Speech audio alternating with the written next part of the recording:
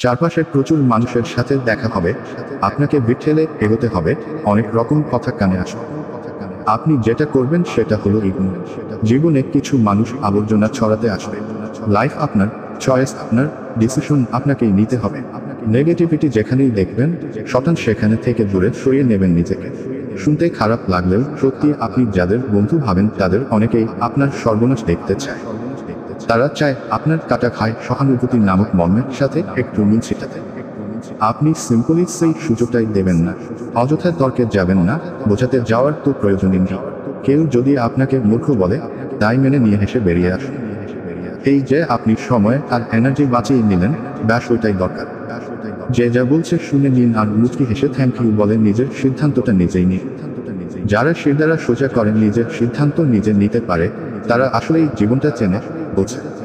আপনাকে নিয়ে যখন বাকিরা সমালোচনা করতে ব্যস্ত থাকবে, আপনি সেই সময় ভালো কোনো বই পড়ুন, প্রিয়জনের সাথে কোথাও ঘুরে আসুন, রং তুলি নিয়ে ক্যানভাস সাজানো, ঘর গোছান, গান শুনুন, আরও দুটো সিনেমা দেখুন, কিছু গাছ লাগান, খেলাধুলা করুন, ছবি তুলুন, ব্যায়াম করুন, সৃষ্টিকর্তার উপাসনা করুন।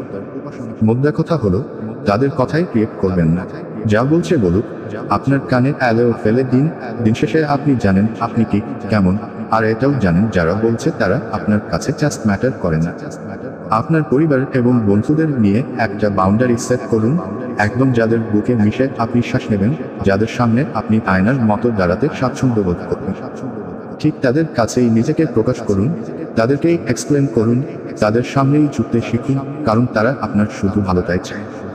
বাদবাকি দুনিয়াকে জঞ্জাল মনে করে ছেড়ে ফেলে দিন। একটা কথা মাথায় রাখবেন, জীবন অনেক সুন্দর, আপনি যে পৃথিবীতে আছেন সেটা অনেক সুন্দর।